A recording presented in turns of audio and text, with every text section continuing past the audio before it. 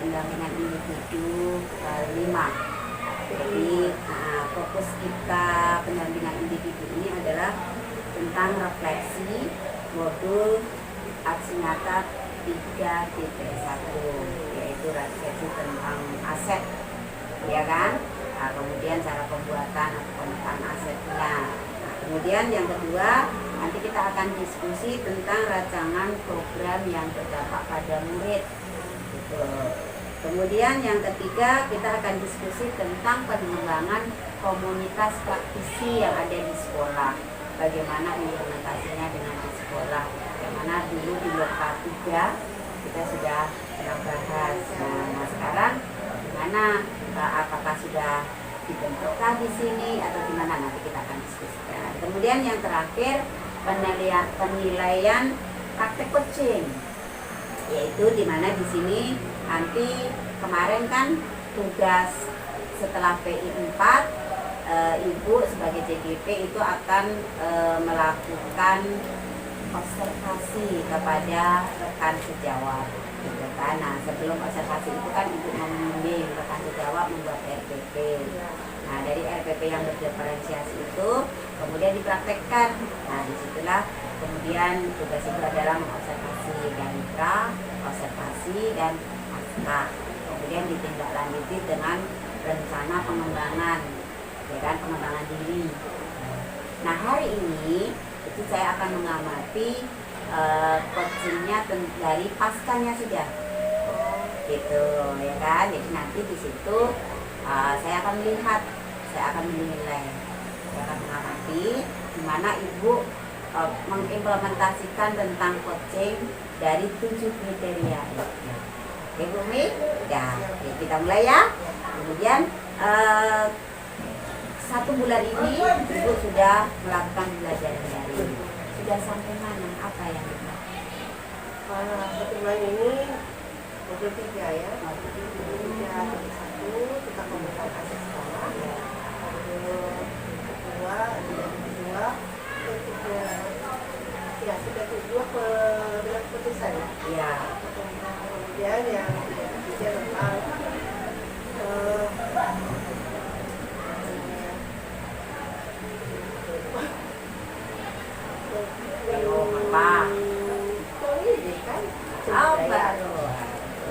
baru lihat dibahas itu. Oke. Jadi grogi saya, Bu. Apa dibaca aja? Iya, ya. Tapi kalau ini belum. Program kalau yang terbaru kan program yang berdampak positif pada murid. Nah, itu dia. Jadi yang di 3.1 tentang aset, pemetaan aset, memang saya sini loh. Ini dari saya tanya-tanya ke teman, saya lihat sendiri juga. Saya sudah bisa membuat. Nah, ada tuh diskusi dengan murid, diskusi dengan rekan guru, dan diskusi dengan kepala sekolah. Jadi, setelah saya menggambarkan, memetakan aset apa yang ada di sekolah kita. Jadi, aset yang ada di sini, terutama sumber daya manusia itu, selain kepala sekolah, ada guru, murid, tenaga pendidik, juga orang tua murid, komite sekolah, dan masyarakat kita. Jadi, saya maksudkan adalah sumber daya manusia. Oke, luar biasa ya. Makasih ya sudah mengikuti pembelajaran daring selama 1 bulan ini dengan segitu dari tugas-tugasnya. Oke, kita masuk ke apa? Kemarin kan Ibu udah observasi ya. Udah bisa saya minta itu hasilnya, hasil observasi. Udah di-scan untuk dijadikan file. Belum. Karena saya kalau dapat tanda-tanda. Oh, apa gini aja Bu. Nanti kan tidak ada filenya itu kan. Nah, nanti tinggal tanda tangannya aja. Iya. Oke, yang ini saya minta, tapi nanti yang filenya juga dikirim ke drive aja ya. Iya. Tiga kan, 3 label kan. Pra, Iya. observe dan pasca. Observ ini. Observe ya, yang mana? Karena yang observasi yang masuk kelas. Oh, yang dulu. Yang cerita Karena ada betul. aksi nyata 2 titik berapa? Iya, iya. Itu. Yang itu. Sekitar itu. Oh, betul. Tak bawa. Yang kayak ibu kemarin 2.3 itu Kalau kan. yang nggak tahu yang pokoknya yang di modul Iya, itu, ya. oh, Saya formnya bawa ada di itu. modul itu, formnya ada di modul. Iya, saya bawa masuk kemarin, saya amati itu kan tercentang gitu kan. Beras, ini beras, ini pastanya mana?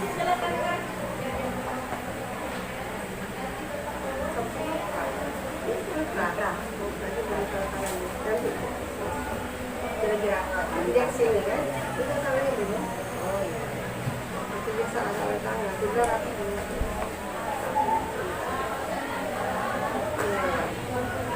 Anak gunung hari ini pada sekarang pada merayap bu di sekolah ini.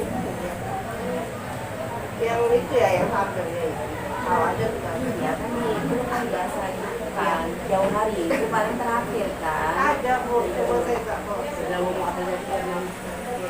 Oke, sekarang kita di bagian inti pendampingan jadi yang ini belum ya Bu, ya.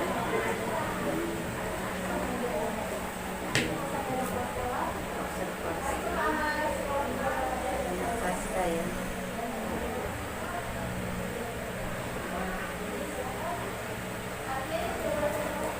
Oke. Kita sekarang akan diskusi tentang refleksi modul 3.1. Bagaimana proses Ibu dalam menemukan atau mengidentifikasi sumber daya yang ada di sekolah? Langkah pertama kalau saya baru itu saya bertanya rekan-rekan sini. Jadi saya bertanya dulu kamu di sini yang udah lama di sini apa saja hasil yang ada di sini dan apa yang sudah dikembangkan.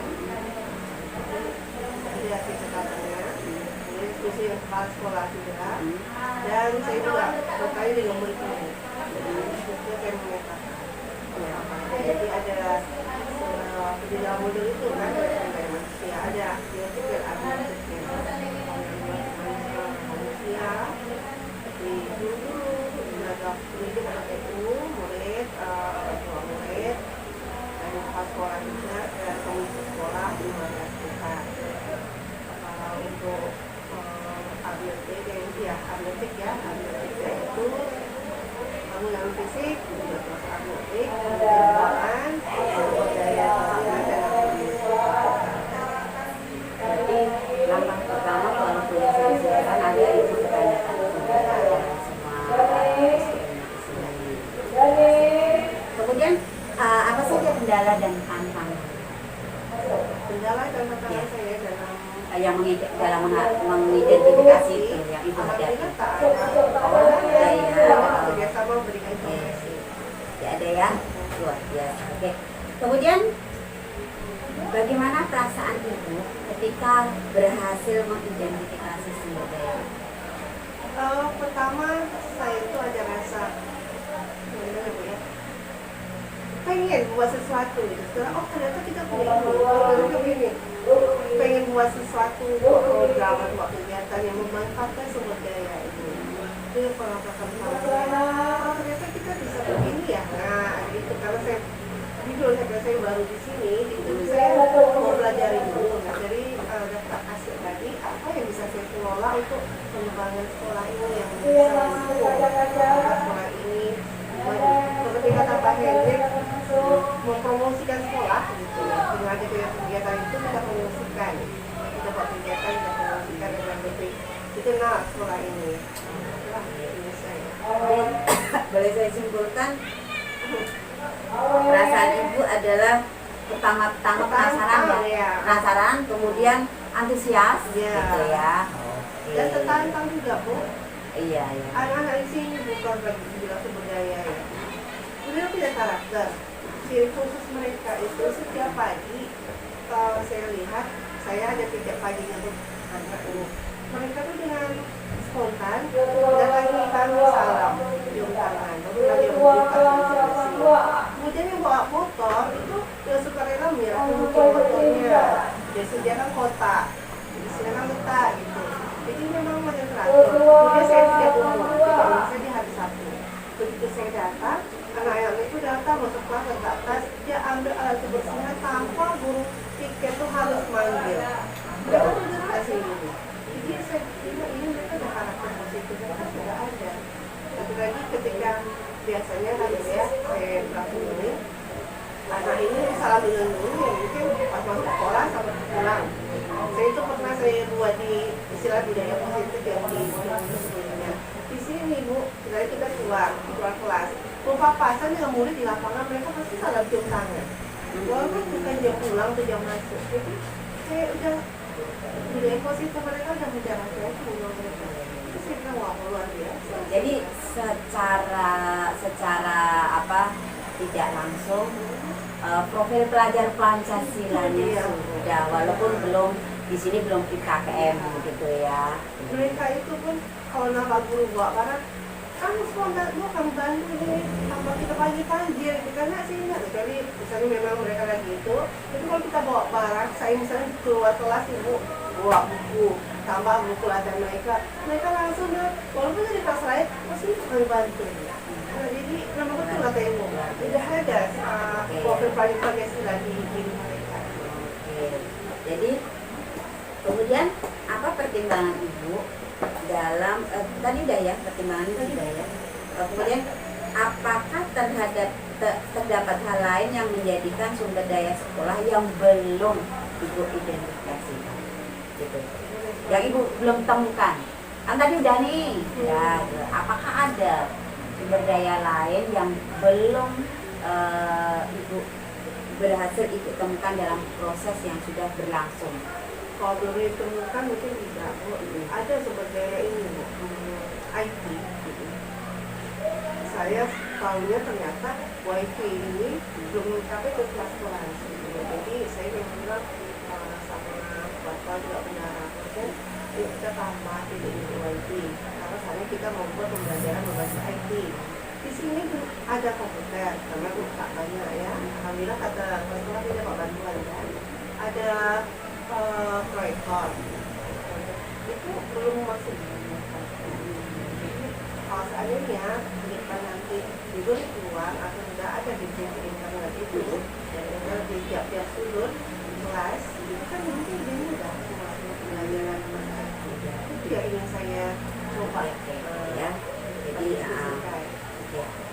kemudian kita akan refleksi tentang proses pengambilan keputusan ya, yang akan berarti berdasarkan hasil pemetaan proses pengambilan keputusan yang ibu lakukan, bagaimana proses pengambilan keputusan itu mempengaruhi proses yang ibu tentukan? Pengambilan keputusan di sini memang kita butuh seorang ya. Salah satunya dalam menangani kasus siswa yang seperti yang kita katakan tadi, kasus siswa. Nah itu tidak langsung kita berikan stop gitu. Itu melalui tahapan-tahapan. Nah di sini kan peran sumber daya manusia guru berperan membimbing anak. Jadi ketika anaknya ada masalah, kita tidak langsung memponis dia harus dikeluarkan. Kalau perlu tahapan yang harus kita lalui itu kan kita cek lagi apakah sudah pembinaan. Pembinaan itu kan kita dari wali kelas, kemudian guru BK, siswaan sampai kepala sekolah. Ternyata tahapannya baru dari wali kelas sampai guru BK.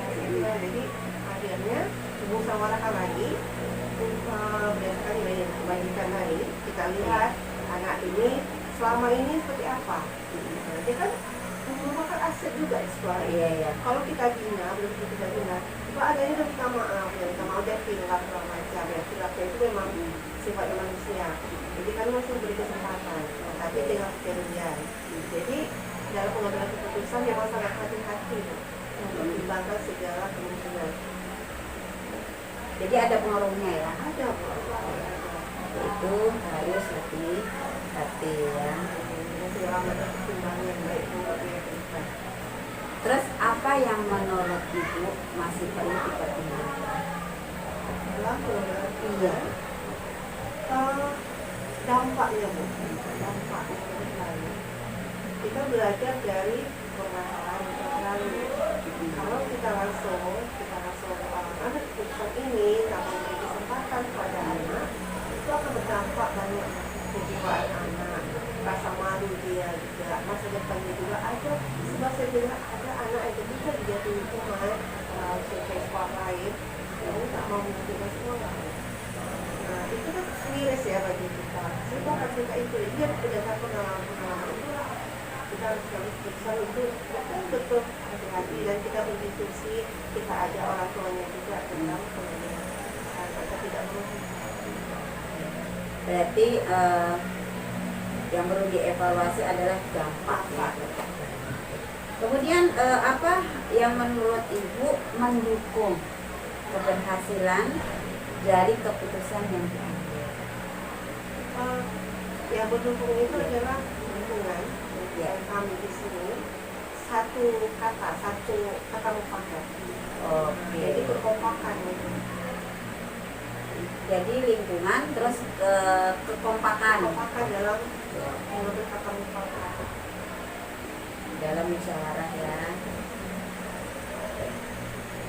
Kemudian adakah pengalaman yang terjadi baik dalam waktu dekat ataupun sebelum mengikuti PGP itu tuh yang mencerminkan dilema etika berkaitan dengan murid maupun rekan sejawat?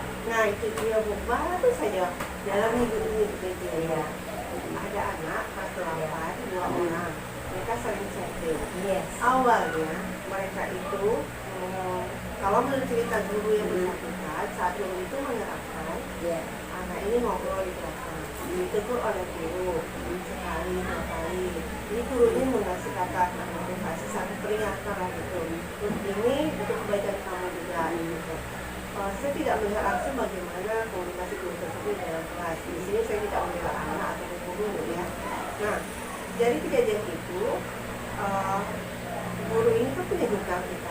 Ternyata anaknya yang laki-laki, yang laki-laki ini udah beberapa kali nah, dia perempuan sama sekali. Jadi mereka mungkin akrab, sampai di rumah ada komunikasi melalui chat WA. Menurutkan guru ini. Nah itu seperti kejadian di LMS yang ya, kasus itu tadi. Ternyata bukan guru ini aja, merembet lah. Karena udah sama satu guru yang disebut, mereka lagi nama guru lagi beri gelar-gelar gitu, gelar-gelar yang gelar nah, entah bagaimana ceritanya, saya ketawa sama guru wali kelasnya ini punya bentuk screenshot. Sepertinya ada mungkin temannya, mungkin kalau ini memperlihatkan kawan atau HP dia mungkin lihat temannya sudah biasa sudah wali kelas, maka jadilah kasus Bu. Jadi banyak guru-guru yang namanya tersebut dalam cerita itu merasa harga dirinya tercoreng apa. Jadi itulah dilema tadi ya Bu ya. Guru yang ini ada 5 orang, minta anaknya dikeluarkan. Kami memang tidak disebut nama kami tersebut. Nah di sini kan juga pikir, jadi banyak orang tua murid, guru BK sangat berperan di sini. Kalau kami cari solusi terbaik.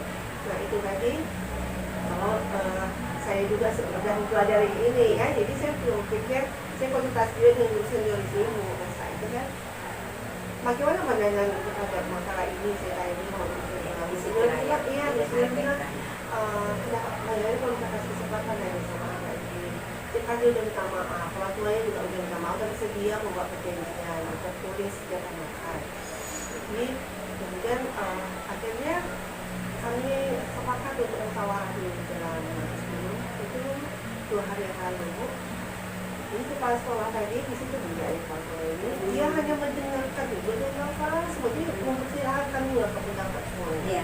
Akhirnya baru ada keputusan setelah dipertimbangkan baik buruknya tadi, akhirnya 2 anak ini yang laki-laki mungkin akan memberi kesempatan belajar di sekolah lain karena kasusnya ternyata sudah banyak.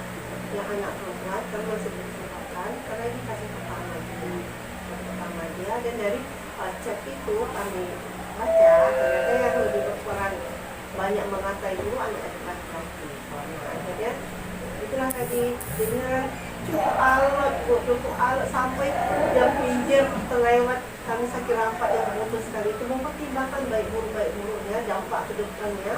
Ketika itu dilema tadi dampak ke depannya apa gitu kan. Jadi akhirnya ada yang bisa kita bersepakat pada anak dengan perjanjian.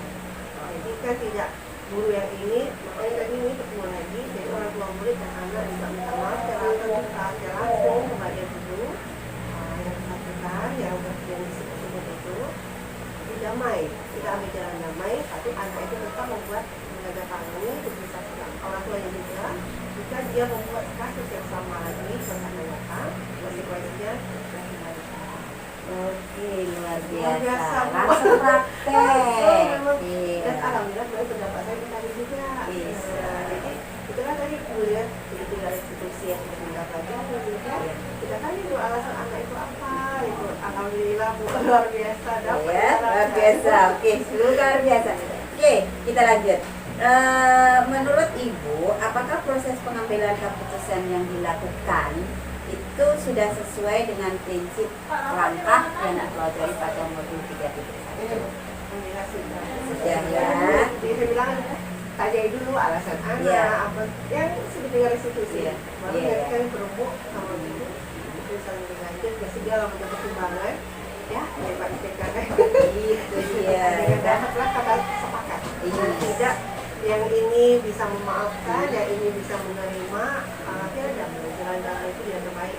Cuman yang laki-laki ini mungkin masih dalam proses. Kami masih beri kesempatan dengan orang tua murid untuk mencari sekolah. Namun jika sekolah yang tidak ada, karena kita lagi tidak kelas.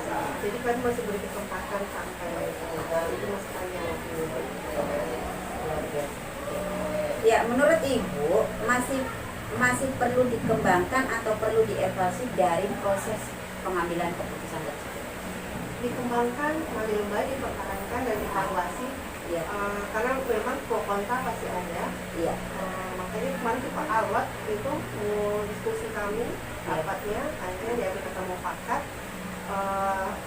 Memang banyak pertimbangan itu kan Ibu karena ini baru sekali ya, jadi saling keluarkan nanti kan dampaknya itu masyarakat menilai sekolah seperti apa, mulai dari instansi kan dengan surat terima dari keputusan yang kami rasa cukup baik, itulah yang terbaik dari semua keputusan. Jadi kedepannya saya juga kasih masukan kemarin yang itulah akhirnya kan begini loh misalnya setiap guru harus punya jurnalnya itu jangan cuma dilihatin aja tapi betul-betul diisi sehingga ketika seorang anak punya kasus guru dirangkap ya semua guru bukan catatan jurnal ada tak anak yang bermasalah kalau saya tidak kalau tidak ada kita tak bisa kondisi yang masih dikeluarkan tapi kalau udah lengkap fisik kita apalagi udah ada pembinaan dari wali kelas ke guru BK yang ada perjanjian tertulis itu baru bisa kita ambil langkah final. Jadi itu yang harus akhirnya mufakatnya gini Bu itu mufakat kami untuk kedepannya ini harus kita benahi dan saya tadi kan ada taktik fisik ada ini akhirnya kedepannya mufakat oke ini sekarang kita kalau ada anak yang bermasalah di sekolah atau apa pertama kita sebagai guru makhluk guru ya kita panggil kan tak bisa kita baru wanita itu semua ada catatan catatannya kita lebih ya perlu dokumentasi foto di video kan itu saya sarankan terus sebenarnya dokumentasi Oke, sekarang lanjut tentang rancangan program yang berdampak pada murid. Apakah Ibu sudah membuat rancangan program yang berdampak pada murid? sudah ada di sini kan belum pakai jadi sebenarnya di sini sudah ada yang namanya pagelaran seni pagelaran belajar jadi saya sudah di sini Jadi ada. jadi untuk kedepannya itu hanya tinggal dipetakan aja lagi di tertutup kalau kemarin kita tidak melibatkan orang tua murid nah di sini saya sudah melibatkan orang tua murid untuk ikut dalam berpartisipasi tidak ada biasanya Bentuk program yang sudah Ibu buat apa? program yang sudah saya buat Iya, dirancang. ini untuk pilihannya Ya, tema kewirausahaan tema kebiasaan. Oke. judulnya Bata Membangun Jiwa Oke. Bazar tradisional membangun jiwa kewirausahaan. Oke, jadi itu bentuk programnya ya.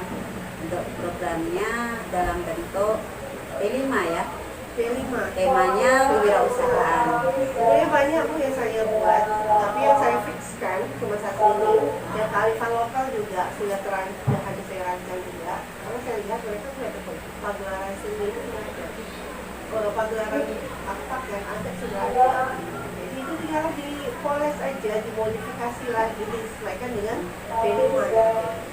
Oke, dukungan apa saja yang Ibu perlukan untuk menerapkan program yang sudah Ibu rancang? Dukungan dari kepala sekolah pastinya, rekan sejawat guru di sini, murid-murid dan orang tua murid, komite sekolah. Stakeholder ya? Ya. Oke. Malah saya merancang ini Bu, kita terbuka untuk masyarakat seperti yang kita bincang di kepala sekolah. Sudah kita buat bazar nanti dengan hasil kuliner tradisional masyarakat khas Melayu. Nanti kita buka untuk masyarakat mau kreatif silahkan. Kita terbuka. Ya. Kemudian apa yang menjadi tantangan dalam melaksanakan program? Informasi yang saya dapat di sini orang tua kurang aktif. Makanya beberapa tahun ini mereka kurang melibatkan orang tua.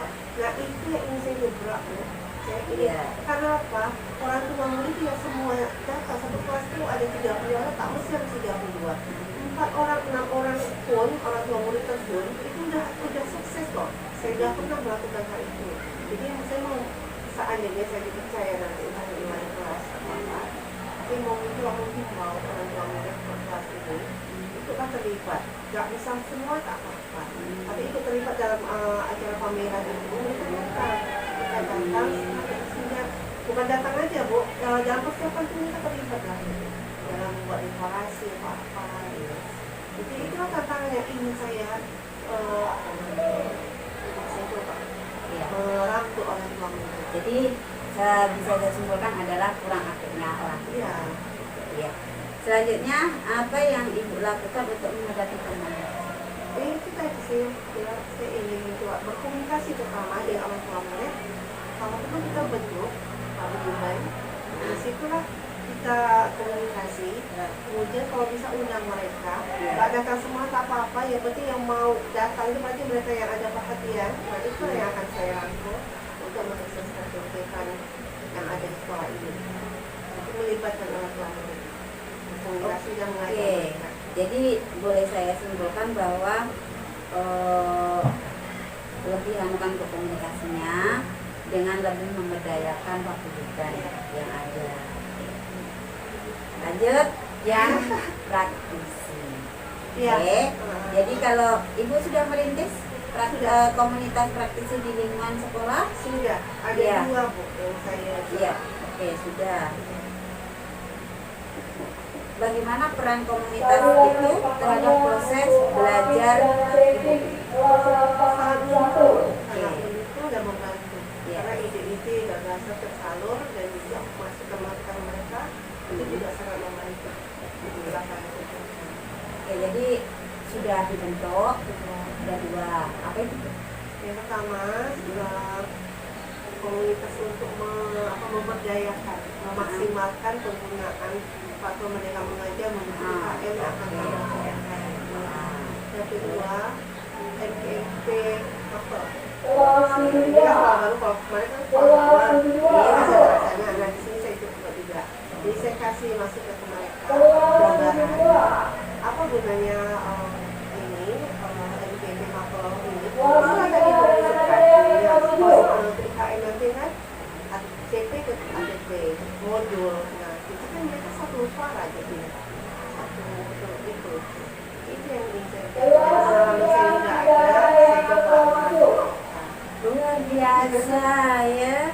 Udah 2 komunitas di sini Ibu bentuk di lingkungan sekolah ini. Kemudian perannya sangat mendukung ya di dalam proses pembelajaran Ibu ya. Oke, lanjut. Apa saja perubahan yang menyenangkan yang Ibu alami dari rekan di komunitas praktisi? Kemarin kan di sini PMN mereka khususnya fokus satu. Nah, jadi setelah adanya ini, saya buat untuk meringankan teman juga, kita bagi kelompok-kelompok kecil, masing-masing menyelesaikan hasil data. Jadi kita saling berbagi. Jadi ya perkembangannya mereka pertama antusias. Apalagi saya bilang ini bekal kita untuk IKM, karena di sini kan teorinya sudah banyak. Nah, mereka dapat sertifikat juga. Selama ini sertifikat juga pelatihan suka didapat. Karena kan pelatihan yang dari dinas itu terbatas waktu itu. Nah, di sini kan bisa ikut semua. Betul. Karena mereka kemarin tuh saya udah tahu itu karena mereka kan ikut yang pelatihan dari luar itu. Ternyata tadi itu Paknya mereka kecewa.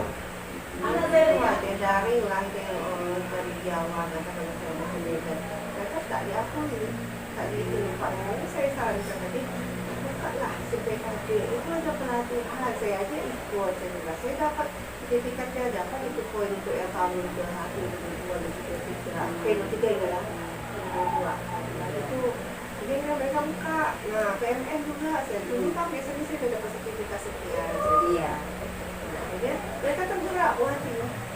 Dan kami pun boleh bergerak. Iya. Jadi saya boleh semalkan adalah perubahan yang menyenangkan itu adalah antusias dari anggota komunitas, kemudian bisa membuka wawasan dari anggota, luar biasa. Kemudian yang lanjut, apa rencana yang akan dilakukan komunitas setelah program ini selesai, program BPGB ini selesai? Nah, apa rencana yang akan Ada Bu, dibuat saya udah bincang dengan Ya. orang mau buat workshop. Oke. Workshop jadi saya bilang kalau workshop itu ada hasil. Jadi kita workshop kita pengusaha CPATP kami ke Kota Bogor dan ini KPD Admin itu Iya. target kami. Oh. Jadi saya ada 5 orang itu yang udah yang misalnya dia paham IT dan mengerti PMN juga saya rangkul kita buat ini. Biarlah kita jadi narasumber mereka. Mantap. Tidak ini Bu, saya baru keluarga pelatihan krisis yang sertifikat kerja. Setelah saya pengen diseminasikan karena bagaimana dunia krisis itu dalam pembelajaran. Asik anak-anak saya dah coba di kelas itu. Bu mau lagi kan mereka karena berpacu dengan waktu lagi kan. Nah, itu aja matematika, apalagi kalau pelajaran yang ya yang misalnya bahasa Indonesia itu. Pasti mereka kalau kita tarik apalagi pilihannya itu pakai gambar-gambar. Gitu. Jadi mereka tertarik Bu, enak Bu, argumentasinya itu Bu, enak Bu belajarnya. Nah itu yang saya diseminasikan bagaimana cara buat akunnya, jadi bisa diterapkan untuk semua guru dengan pembelajaran mereka. Luar biasa, betul. Pembelajaran interaktif Bu. Iya. Oke, kita lanjut. Berarti rencana kedepannya itu adalah membuat workshop, ya. Oke. Kemudian apa dukungan yang Ibu perlukan untuk komunitas praktisi agar Ibu bisa belajar bersama? Dukungan tentunya dari pihak sekolah dari anak-anak sejawat. Kemudian secara fisik ya jaringan internetnya harus listrik ke internetnya. Jadi dari stakeholder lah ya, minta dukungannya dari stakeholder. Ya. Oke, untuk ABC kita sudah selesai, ya kan? Jadi di yang itu. Assalamualaikum warahmatullahi wabarakatuh. Waalaikumsalam warahmatullahi wabarakatuh. Bu Sari, kita kemarin sudah melakukan observasi, kemudian saya juga observasi dalam kelas yang pembelajaran yang kita lakukan. Pertama saya ini tujuan dari percakapan kita kali ini adalah untuk menganalisis hasil observasi kita di kelas. Kemudian juga apa yang saya lakukan ya. Jadi kita mulai pertama saya tanyakan bagaimana setelah melakukan pembelajaran di dalam kelas kemarin tentang kerucut, volume kerucut dan menemukan rumus volume kerucut menemukan rumus volume kerucut dan baiklah, assalamualaikum warahmatullahi wabarakatuh. Dengan ngomongin dari proses pembelajaran yang kita lakukan, yang saya lakukan di dalam kelas, yang udah Umi observasi di dalam secara langsung gitu kan, ada beberapa hal yang saya rasakan. Satu, saya merasa senangnya artinya anak-anak udah melakukan kegiatan tersebut dengan antusias. Yang ada tapi yang kurang senangnya juga karena masih ada 1, 2, beberapa siswa lah yang kurang aktif dalam kegiatan tersebut. Artinya macam mereka tuh punya dunia sendiri, tidak ikut dalam kelompok, hanya mantau, tapi tidak melakukan secara serius gitu. Walaupun saya udah negur secara langsung, itu mungkin karena kesalahan saya juga, mungkin karena kelompok tadi ini kan istilahnya materinya kan tidak terlalu sulit.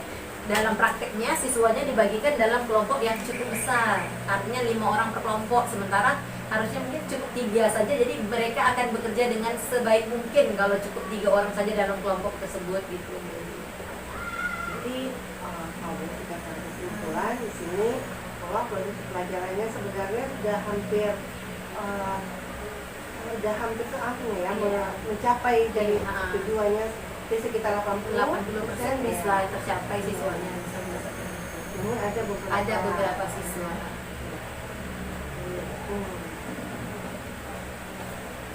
Jadi setelah melakukan pembelajaran ini dibahas, apa pengalaman saya dapat ambil? Dapat saya ambil ya seperti yang saya katakan tadi, bahwa untuk membagi kelompok harusnya sebagai seorang guru harus melihat materi ini seperti apa, pekerjaan kelompok nanti sebagaimana rumitnya gitu.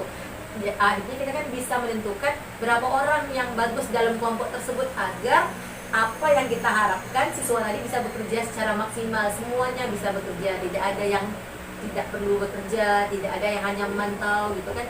Jadi pembagian kelompok itu harus memperhatikan pekerjaan yang akan dilakukan siswa itu. Jadi tujuannya besar itu ingin kedepannya membuat kelompok-kelompok lebih kecil lagi untuk memaksimalkan ya sesuai dengan materinya, tapi tidak semuanya nanti istilahnya mungkin materi yang ini harus banyak, bisa dengan 5 orang, materi seperti ini cukup 3, kan tergantung dengan kebutuhan yang ingin kita capai dan cara kerjanya seperti apa gitu. Berarti disesuaikan dengan materinya materi dan kebutuhannya. Iya. Nah, dari apa yang sudah dipelajari,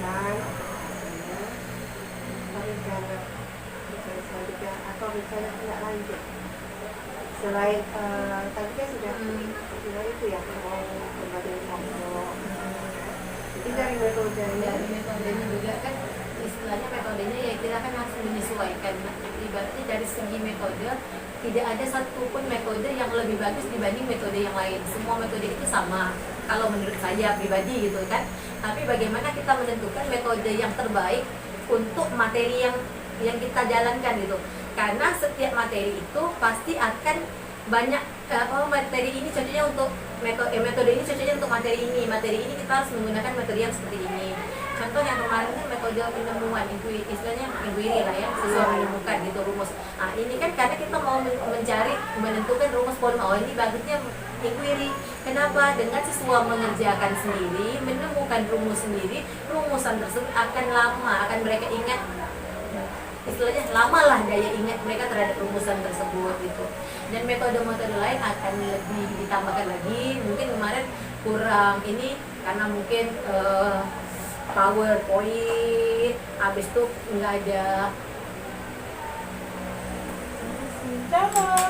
proyektor dan sebagainya atau macam mana yang akan kita tampilkan sehingga siswa tadi lebih menarik minat siswa.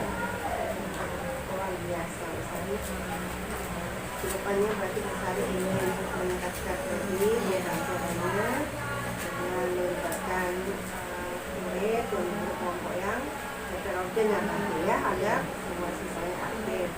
Dan juga saya dengar juga komitmen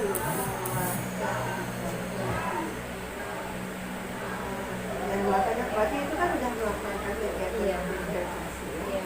Luar biasa sekali. Itu saja mau saya tanyakan.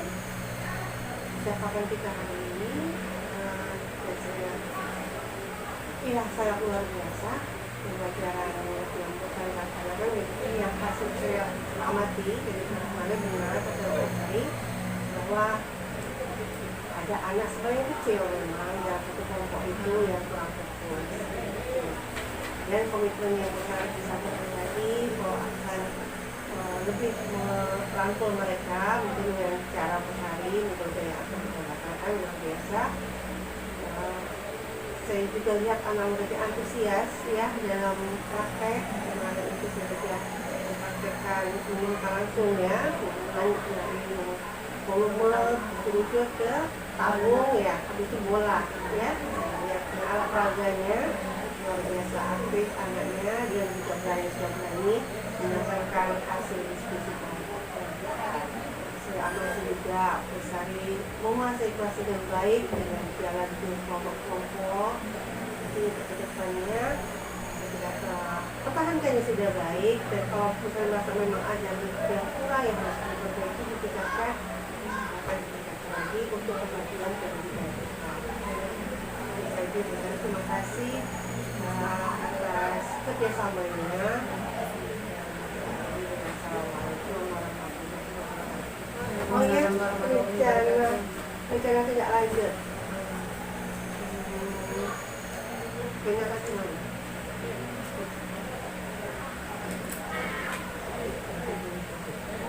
Dari isi dulu.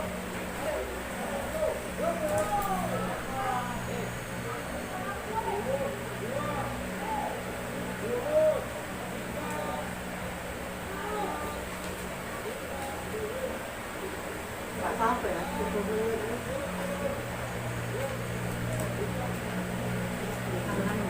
Iya. Di sini aktivitas pengembangan dari perusahaan yang mengembangkan adalah melakukan pembelajaran yang berdiferensiasi ya, berarti dengan adanya yang media nanti khusus ya. Mereka memberikan KSI juga dan tujuan yang dicapai ketika diikut mampu melaksanakan pembelajaran sesuai dengan kebutuhannya. Peserta didik mampu bekerja sama dan memanajemen dirinya, berkolaborasi bersama rekan satu kelompoknya. Jadi yang dibangun di sini kolaborasi ya, kekompakan. Kenyamanan kelas, ya, menyebutkan media pembelajaran yang bervariasi seperti yang bukan katakan tadi ya, ada mau pakai PPT juga ya.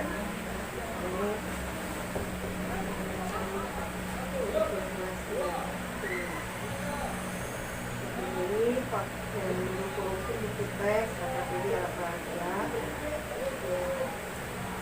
Oke, baiklah, terima kasih Bu Sari. Semoga rencana pengembangan yang ini dapat terlaksana. Terima kasih. Assalamualaikum warahmatullahi wabarakatuh. Ada mau disampaikan Bagian akhir ya Bu ya, kita akan melakukan refleksi.